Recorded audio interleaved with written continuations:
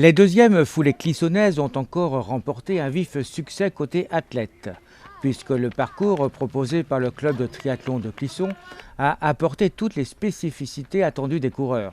Difficulté du terrain et beauté des paysages, tant urbains que nature. Un circuit donc de 5 km, dont le départ donné rue des Halles de Clisson, allait ensuite en direction de la chapelle des Templiers, Fouques, Plessard, La Feuillée, le pont de la ville, petite excursion rive droite de la Sèvre et retour aux Halles en passant par la petite côte du Tir-Jarret. Avec toujours cette particularité, pas de chronomètre, donc pas de classement officiel.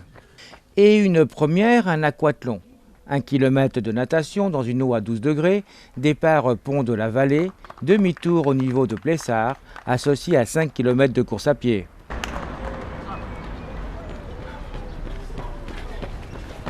Deuxième édition cette année. L'année dernière, donc, nous avions un 5 et un 10 km donc, sur une même épreuve.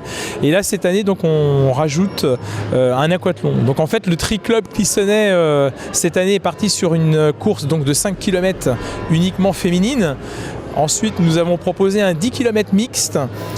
Avec 2 boucles de 5 km. Et enfin, la troisième épreuve était un aquathlon sur lequel donc, les participants avaient 1000 mètres de natation à faire dans la Sèvre et ensuite repartaient sur le parcours à pied de 5 km avec notamment un passage dans la cité médiévale, c'est-à-dire le pont de la Vallée, le passage dans le château de Clisson et également sur les bords de Sèvre.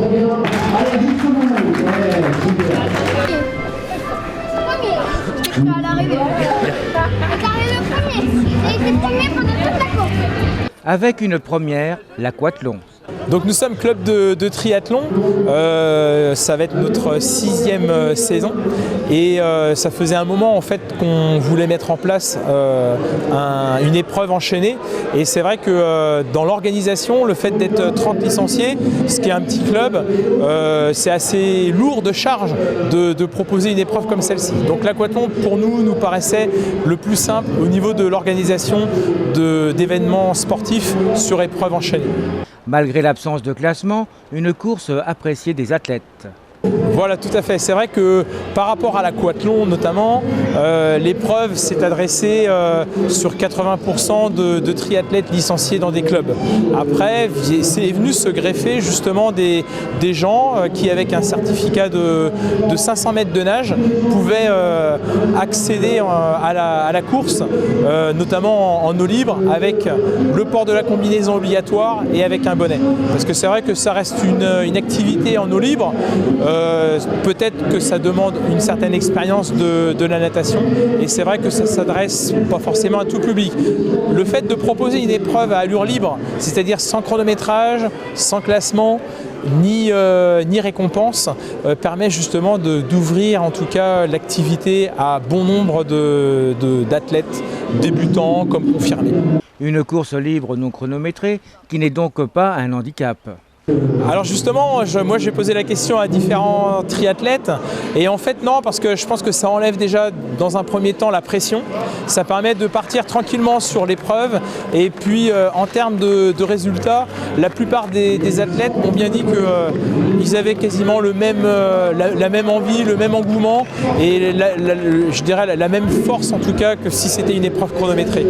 Donc quelque part l'épreuve chronométrée pour nous enlève le stress de l'épreuve dite chronométrée. Sans parler de classement, le premier de l'aquathlon à franchir la ligne d'arrivée s'est réellement fait plaisir. Déjà une très belle organisation, félicitations à Sébastien Potremac, je connais bien. Vraiment une course excellente, un beau temps qui fait que ça a le mérite d'être participé. L'eau un petit peu fraîche mais ça se fait bien. Et un parcours vallonné qui vaut vraiment le coup, qui est assez dur mais très très sympa, vraiment très beau. Alors bien sûr pour nous c'est une première à Clisson donc au niveau de la Sèvre, qu'est-ce que vous en avez pensé? Vraiment très bien balisé au niveau dans l'eau, certes un petit peu frais en ce mois de mai, mais autrement, franchement, excellent. Elle est bonne, franchement, elle est bonne quand même. Voilà.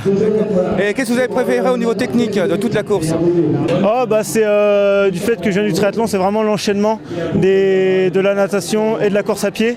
Et vraiment un gros balisage qui fait qu'on ne se perd pas du tout pendant la course à pied, ça sera vraiment top aussi. Félicitations à ça. Voilà. Même satisfaction pour le deuxième. Franchement, j'ai rien à dire au niveau de l'organisation. Les mecs sont hyper organisés, il y a le paysage qui est là. La température était pas mal aujourd'hui, ça va, on s'en sort quand même pas trop mal. Et ouais, l'ambiance quoi, tout le monde est là pour préparer sa saison, c'est nos premières courses, donc on les prend avec plaisir et franchement le cadre parfait, super ville. Moi, bien sûr, pour nous, c'est une première au niveau de la course, au niveau de la Sèvre. Alors, quelle est votre opinion sur cette Sèvre, justement? Elle est froide, elle est super froide pour l'instant, mais 12-13 degrés. Mais ouais, non, pas de goût particulier. Des fois, c'est vrai que ça arrive. Dans les fleuves, on a un goût amer. Là, non, nickel. J'ai rien ressenti dans l'eau. Puis ça glisse. On a franchement une bonne sensation. Ça change de la mer aussi, où il y a beaucoup de vagues. Là, super sensation dans l'eau.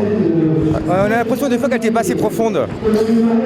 Juste au départ, on sentait quand on mettait la main tendue, un peu les rochers, enfin le sol. Mais dans la course, j'ai rien vu moi. Honnêtement, je pense que ça va pas gêner grand monde. Puis je crois qu'il y a quelques côtes autrement à Clisson. Un peu, en course à pied, super dur. Mais c'est ce qui fait aussi le charme de la course. Et franchement, faut pas qu'il change le parcours. Même s'il est dur, c'est ce que les gens aiment aussi. Ils viennent aussi un peu pour ça, je pense. En espérant que ces foulées clissonnaises puissent perdurer, tant pour les participants que pour le plaisir des spectateurs.